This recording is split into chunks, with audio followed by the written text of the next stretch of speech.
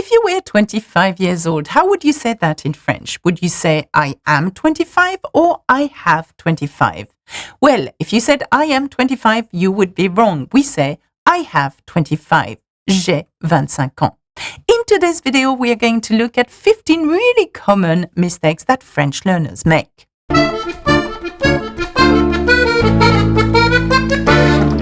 As always, there is a support guide available with this lesson. You can access it if you are on the website learnfrench.com and also if you join my community on this channel as well.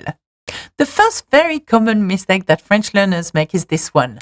Beaucoup DES ou peu DES. Actually, we never say beaucoup DES ou peu DES. We say beaucoup de ou peu de. And also after a quantity such as un kilo de, a kilogram of, we do not say des either. We must use de for peu, for beaucoup, and for kilo. For example, je voudrais un kilo de pommes, s'il vous plaît. I would like a kilogram of apples, please. Though pomme is in the plural, we do not say des before. And the same goes for beaucoup. Il y a beaucoup de pommes dans le panier. There are lots of apples in a basket. Another very common mistake is visiter quelqu'un. Je visite ma tante. I am visiting my aunties. No, my auntie or my auntie. I'm going to my auntie. We never say that. You do not visit someone. Instead, you say rendre visite à quelqu'un. We use visiter for a place, museum, town, etc. But rendre visite à ou aller voir ou to go and see, always for a person. For example, nous allons visiter Paris. We're going to visit Paris. Mais nous allons rendre visite à nos amis. We are going to see our friends. See the difference? Visiter when it's a place, rendre visite when it's people. Another very common mistakes that I find with my pupils is aller au dentiste ou aller au docteur ou au coiffeur.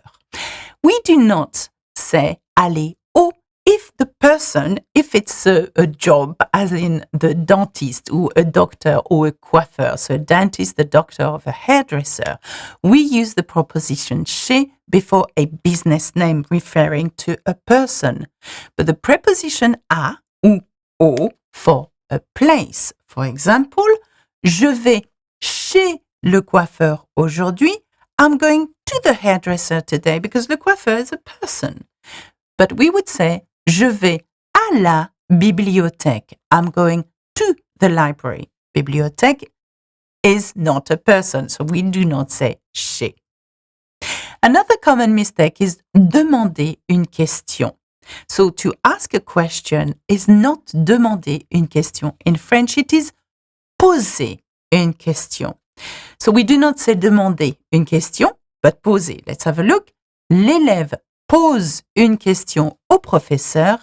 The student is asking a question to the teacher and not demander une question.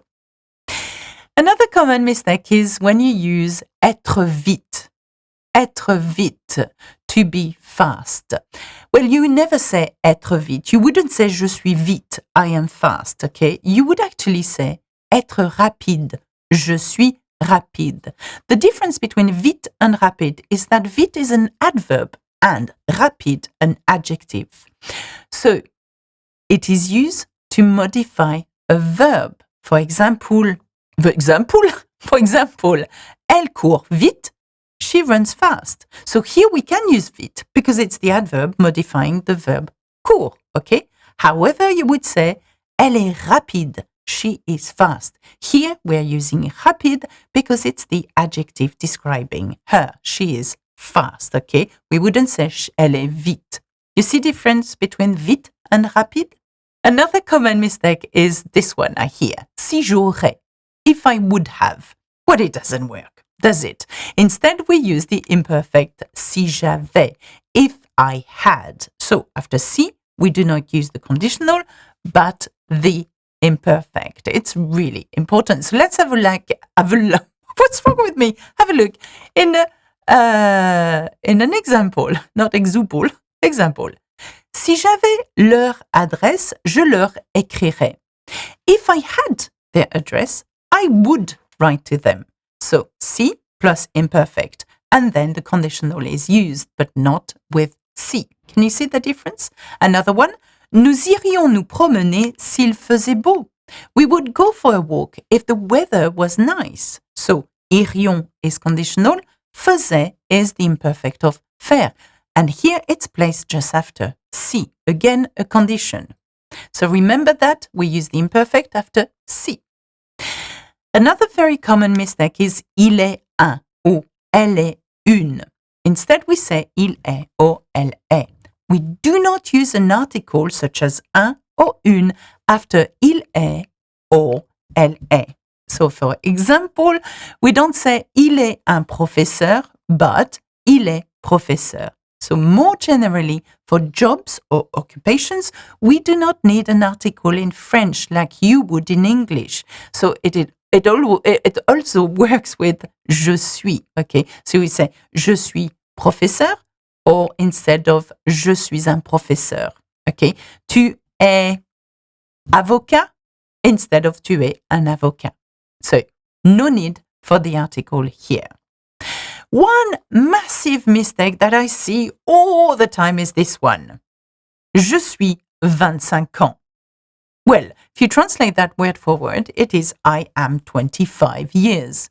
Well, in French, we do not ever use to be to talk about your age. We use to have. So we say j'ai 25 ans. So to express your age, you use avoir in French, not être. And we add en at the end because it makes no sense without it. You can't say j'ai 25. I have 25 what? So for example, j'aurai 25 ans la semaine prochaine. I will be 25 years old next week.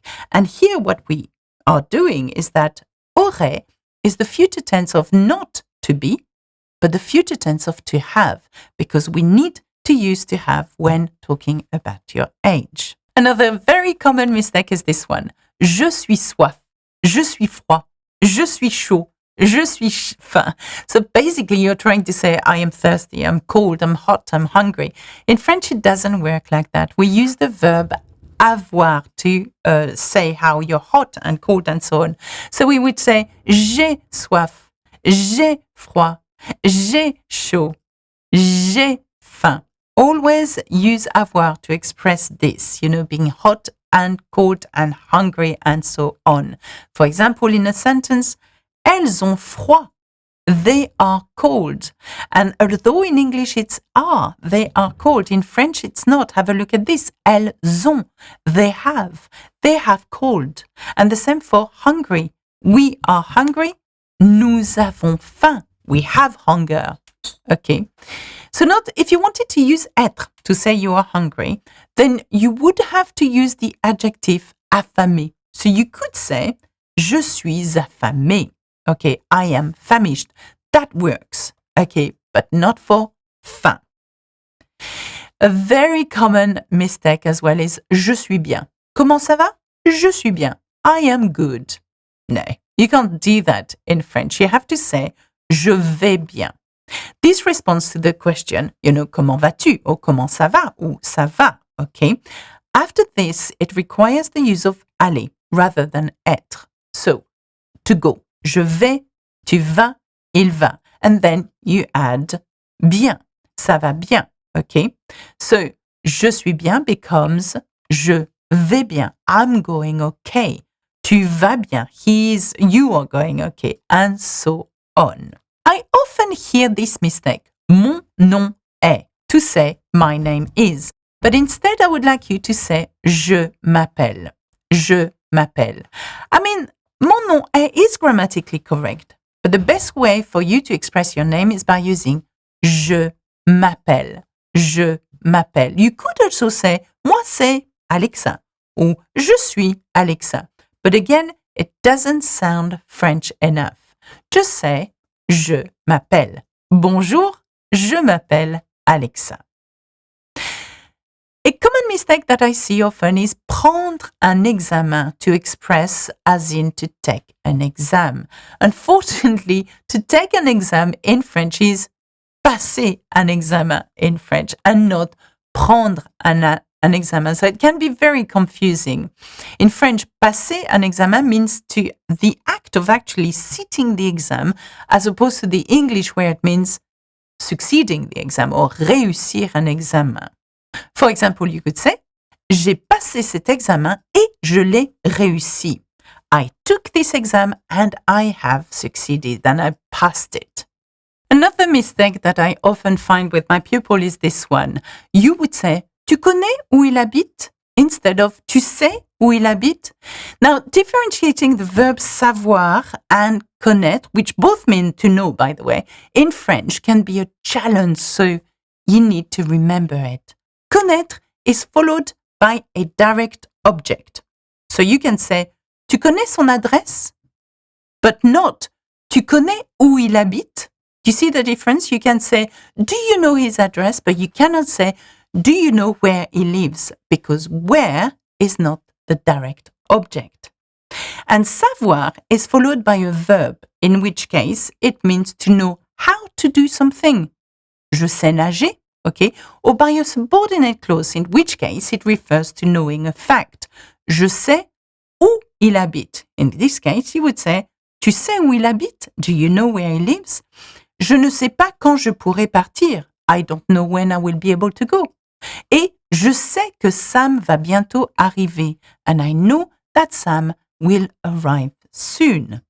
So that's the difference between connaître and savoir. Very common mistake as well we have is de les. De les is always contracted with des, okay? So it's similar to de le, which becomes du. For example, elle revient des États-Unis. She's returning from the United States. Ces produits viennent du Japon. These products are from Japan. So instead of saying ces produits viennent de le Japon, we say du. Ou alors, elle revient de les États-Unis, we say des. So never say de les, but des. And the last one, but not least, is I miss you in French. Now, it's going to be really confusing, okay? I miss you, translated like that, would be je te manque. But no, it doesn't work in French. We would say tu me manques. So in French, if you want to say I miss you, you have to remember that the subject is you and literally translates as you are missing from me. It is known as a passive construction or indirect object, whereas in English it is active and the subject is I. So have a look at that. I miss you. Take you first, okay? Bring it forward, tu, okay? And the I becomes me, me, and then miss becomes manque. So, tu me manques. Tu me manques means I miss you. It will take a while to get used to this one because it's inverted. How can you do that? So have a look again of I miss you. Start with you first. Tu. Okay. I becomes me and then you miss becomes manque. So tu me manques. See that? Anyway.